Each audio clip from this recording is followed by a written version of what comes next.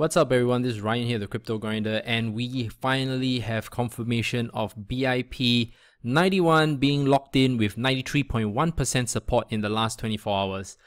Whoa, a sigh of relief. We have literally pulled out of our doldrums from cryptocurrencies, but it is Friday. So it does mean that there will be potential take profits in most of the altcoins, especially Bitcoin. But who knows? Next week would be a new week, and we might see a new all-time high in Bitcoin, which is back to 3,000 at least. And I hope that the whole Segwit thing will actually help Bitcoin become a better coin, right? Faster, all right? No congestions. Cheap fees again, and at the same time also, it's just basically how Bitcoin was supposed to be created, right?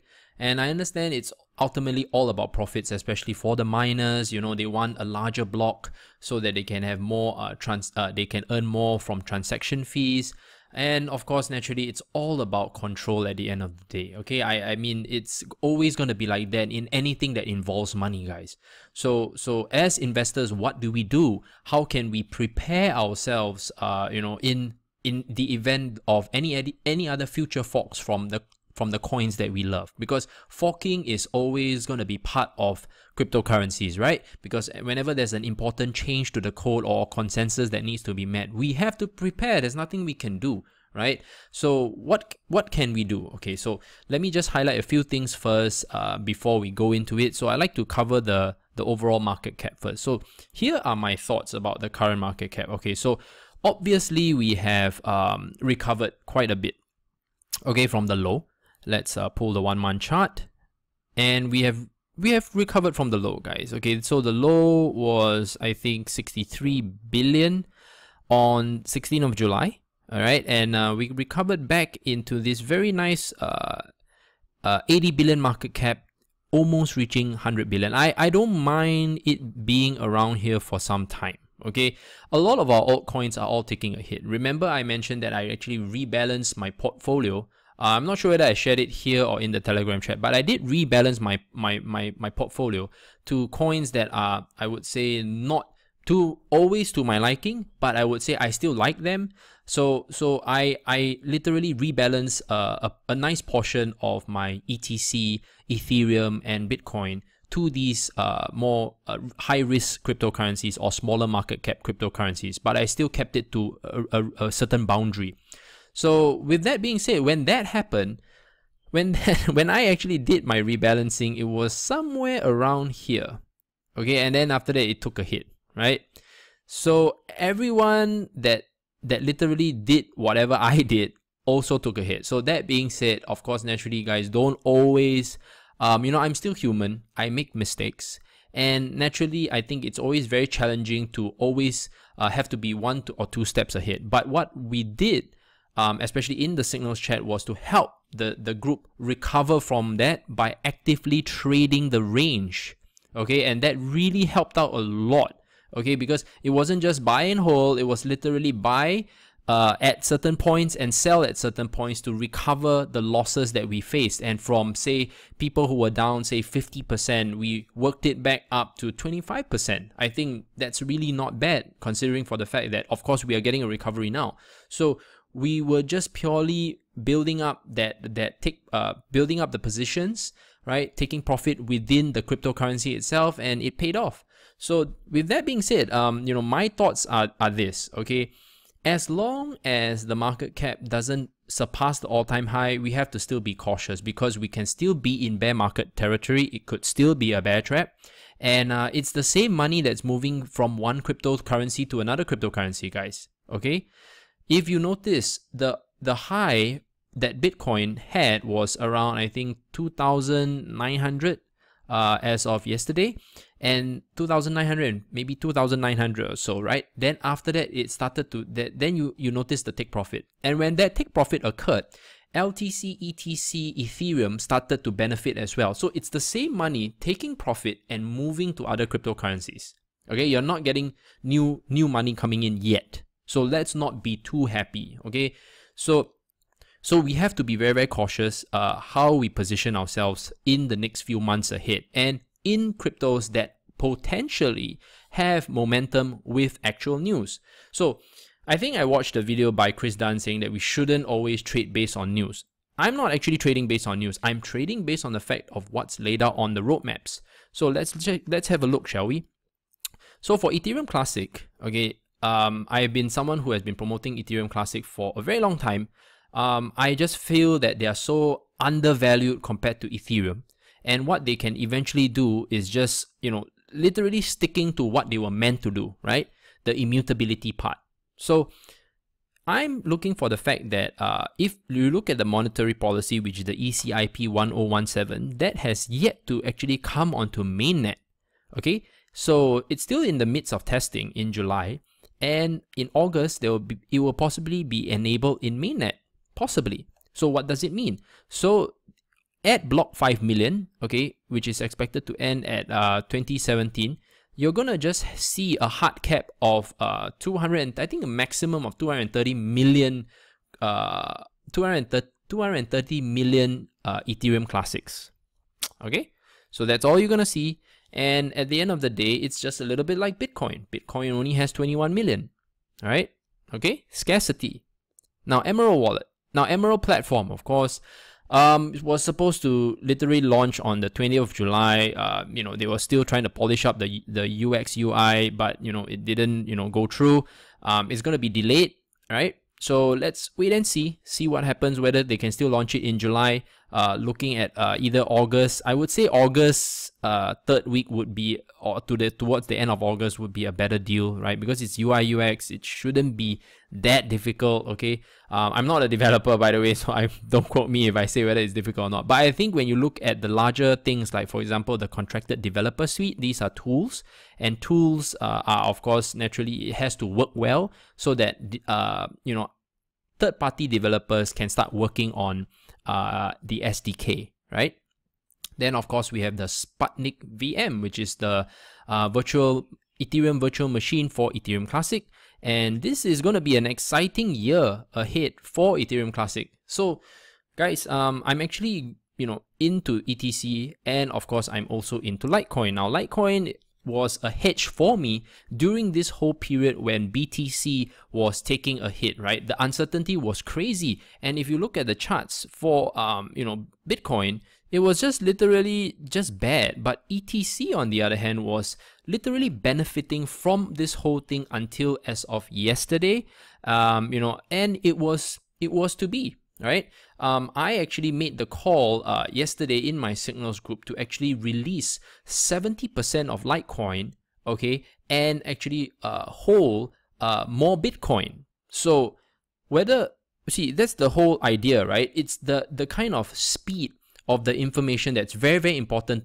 that if people within the groups can execute, okay, because it's hard to do a video, trust me, to do a video and then put it out there to do live, it's more tedious than just putting out a message and say, hey, sell off 70% of your Litecoin and buy Bitcoin. It's so fast and very straightforward. If everyone follows, everyone would have literally enjoyed the uptrend and prevented the downtrend. Why did I still want to keep some LTC? Because in anticipation, on the 1st of August, there's a potential project that's going to be launched by MIT. But I don't want to speculate on news, guys, because I don't know what kind of project this is. Is it a Lightning Network project where it's really huge? It's going to be towards the banks, or more SMEs or enterprise are going to be able to adopt? No one knows, because, well, it is MIT, and I did see an article on I think CoinDesk, or is it Cointelegraph, about this, but it's a mysterious project, so let's not bank in too much. So I kept about 30%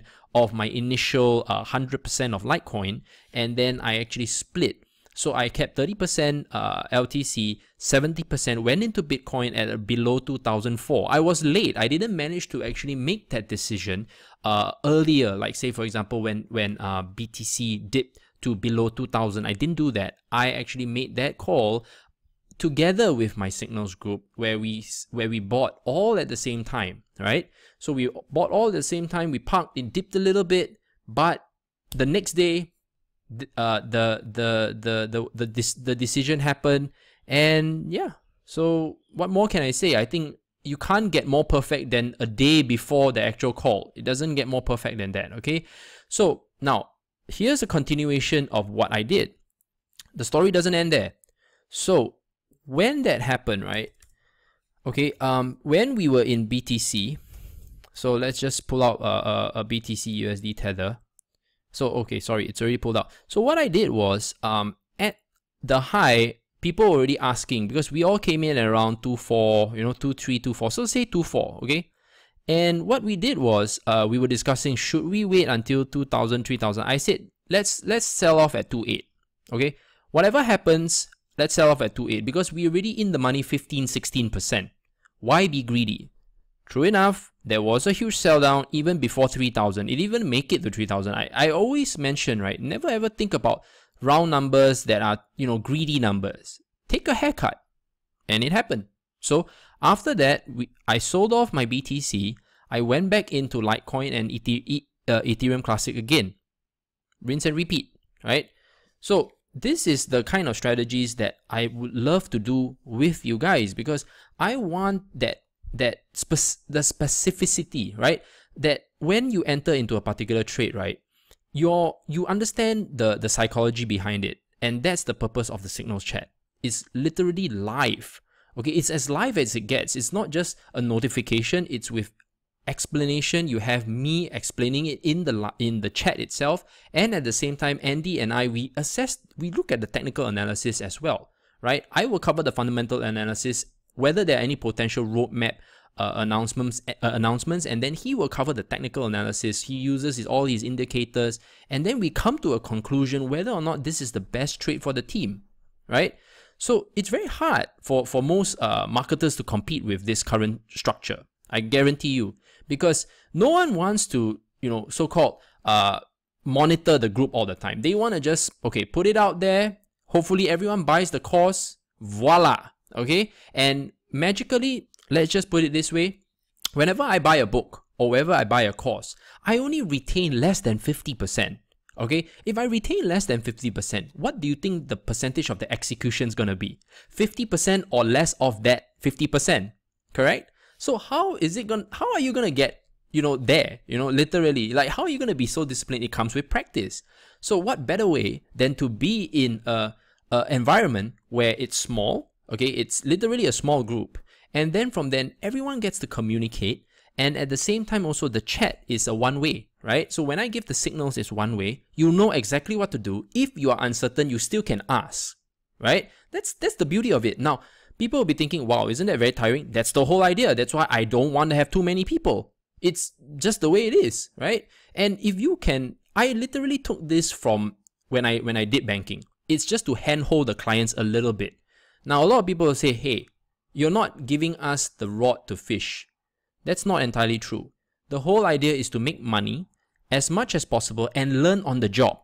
Okay, when you learn on the job, you learn so much faster because you're executing trades. You're paying for a fraction for the price for something like $1,000, $2,000 FX course or something like that. You're literally learning on the job. You're executing it because, after substantiating the trade, you go into a trade. It doesn't get better than that. So that is why I've always been against creating a course. A lot of times, a lot of the users say, why don't you create a beginner's course on technical analysis, or what do you look out for in cryptocurrencies? I would love to, but I feel that I'm not very sure whether or not the execution will be there. I don't want to have the review where it says that Ryan's products are not good, blah blah blah.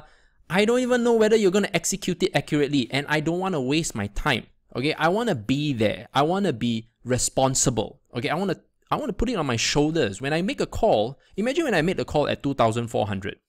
I was questioned. Why are you making a call at 2,400 when it was only 65% activation?